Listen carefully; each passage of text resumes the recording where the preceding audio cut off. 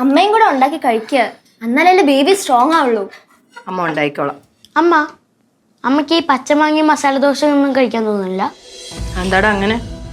ഞാൻ നെറ്റിൽ സെർച്ച് ചെയ്ത് നോക്കി.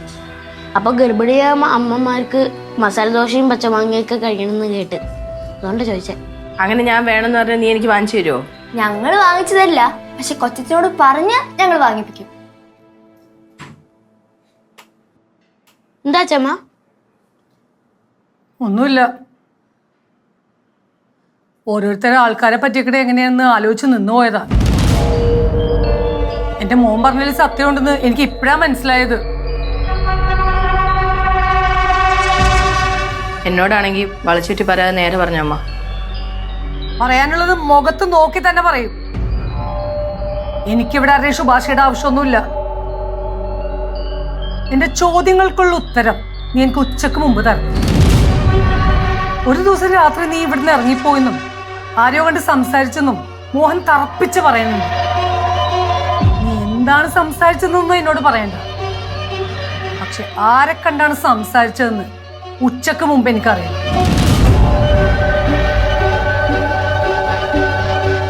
ഇത് എന്ത് പുതിയ കഥയാ അച്ഛമ്മ പറഞ്ഞത്?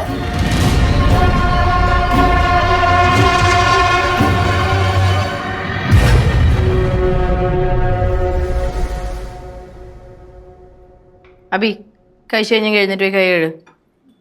മാളു, നീ ചെല്ലും. ദേവ് കഴിച്ചു കഴിഞ്ഞോ?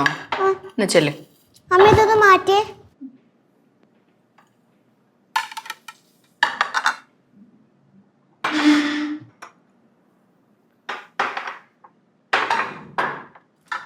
നിങ്ങളോട് എല്ലാവരോടും കൂടി എനിക്കൊരു കാര്യം പറയാനുണ്ട്.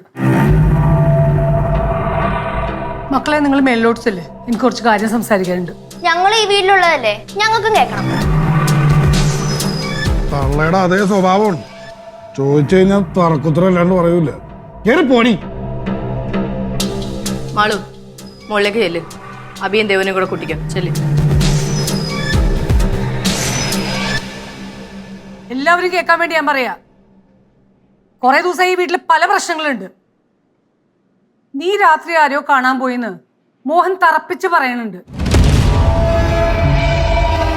ആരെ കാണാനാ പോയതെന്ന് ഇപ്പോ ഈ നിമിഷം നീ പറയണം. നിനക്കനുവദിച്ച സമയം കഴിഞ്ഞു. ആവണി, നിന്നോടാ ചോദിക്കുന്നത്.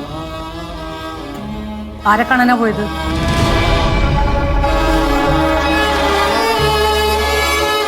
അമ്മ എന്താ ഈ പറയണേ? അത് ഏട്ടൻ സ്വപ്നം കണ്ടെന്ന് പറഞ്ഞതല്ലേ? ആര് പറഞ്ഞേ? ആവണിയല്ലേ പറഞ്ഞത്. അത് ഞാനെന്തിനു വിശ്വസിക്കണം? എന്റെ മോൻ എന്നോട് പറഞ്ഞതും ഞാൻ വിശ്വസിക്കണ്ടേ? ഇപ്പോഴെങ്കിലും അമ്മ എന്നെ വിശ്വസിച്ചല്ലോ, അതുകൊണ്ട്. പറ ആവണി, നീ ഇതിന് മറുപടി പറഞ്ഞിട്ടേ ബാക്കി സംസാരം ഉള്ളൂ. അമ്മ, നിങ്ങൾ വിചാരിക്കുന്ന പോലെ ഒന്നും അല്ല കാര്യങ്ങള്. നീ ആരെയോ കാണാൻ പോയി എന്ന് പറയുന്നത് സത്യമാണ്. സത്യമാണ്. കേട്ടോ കേട്ടാ, എല്ലാരും കേട്ടാ? ഇപ്പൊ മനസ്സിലായടാ നിന്റെ ഏട്ടത്തിയുടെ തനി സ്വഭാവം. അപ്പോ അതും നീ കള്ളം പറഞ്ഞതാണല്ലേ? ഇവള് പറയണ മുഴുവൻ കള്ളോണമ്മ.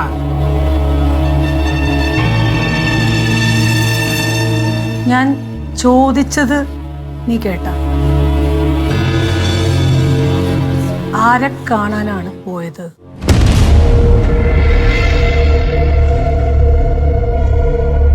അതെനിക്ക് പറയാൻ പറ്റില്ല.